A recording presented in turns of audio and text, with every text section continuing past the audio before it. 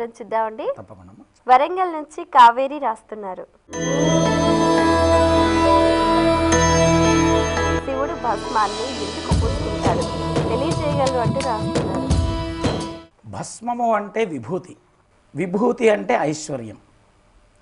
విభూతిర్భూతిరైశ్వర్యం అణిమాదికమష్టద అణిమా మహిమా చైవ గరిమా లఘిమా తథా ప్రాప్తి ప్రాకామ్యమీశత్వం వసిత్వం చాష్టసిద్ధయ.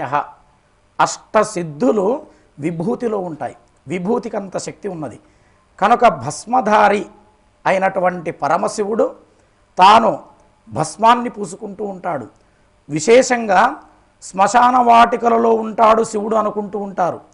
మరి అక్కడనే ఎందుకు ఉంటాడు అంటే చాలామంది అది అపవిత్రం అని అనుకుంటూ ఉంటారు.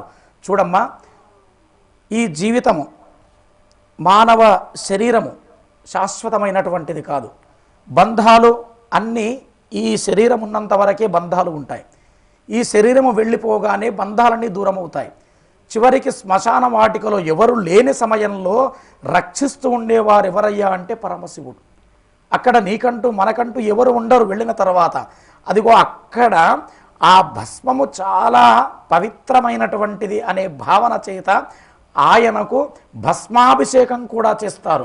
విభూతి అంటే ఐశ్వర్యం అని అర్థం కనుక అణిమ మహిమ గరిమ లఘిమ ప్రాప్తి ప్రాకామ్యం ఈశత్వం వసిత్వం అనే అష్టసిద్ధులు ఆ భస్మంలో ఆ విభూతిలో అవి నిక్షిప్తమై ఉంటాయి.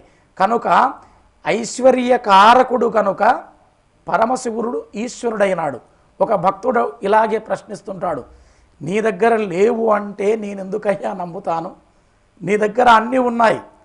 దివిజక్ష్మారుహ ధేనురత్న ఘనభూతి ప్రస్ఫురద్ రత్నసానువు నీవిల్లు ఘనభూతి గొప్పనైన ఐశ్వర్యం.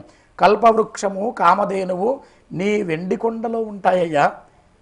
ఇంకా అరుణోరాశి కన్యా విభుండు విశేషార్చకుడింకా పాలసముద్రంలో జన్మించినటువంటి లక్ష్మీదేవిని తన భార్యగా స్వీకరించిన శ్రీ మహావిష్ణువు నీ ప్రథమ భక్తుడు.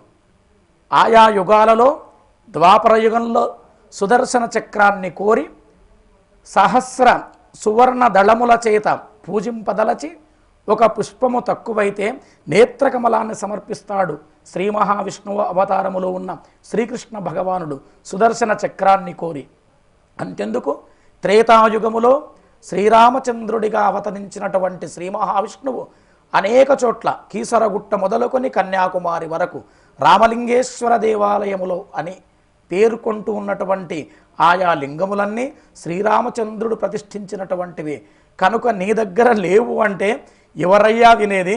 కనుక నాకు అన్ని కోరికలు నెరవేర్చవలసిందే, నాకు ఇవ్వవలసిందే అంటాడు. లేమి నెవ్వడుపున్, లేమి అంటే నీ కరువు నీ దగ్గర లేదు అంటే ఎవరు నమ్ముతారు? కనుక అన్నీ ఉన్నాయి నీ దగ్గర. విభూతి నీ సొత్తు, విభూతి అంటేనే ఐశ్వర్యం. కనుక అన్నీ నీ దగ్గర ఉన్నాయ్యా, నాకు ప్రసాదించవలసిందే అనే భావన ఆ కవివరుని యొక్క ఆ కవితలో మనకు కనిపిస్తుంటుందమ్మా. కనుక భస్మం అంటే విభూతి, ఆ విభూతి ఐశ్వర్యం, ఐశ్వర్యకారకుడు ఈశ్వరుడు.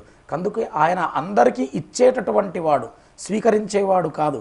కనుక బొళాశంకరుడు ఆయన భక్తులందరి పాలభాగముపై 3 రేఖలు అనాది శాశ్వతం శాంతం చైతన్యం చిత్స్వరూపకం చిద్భస్మ వృషభాకారం చిదంగం లింగధారణం అన్నారు.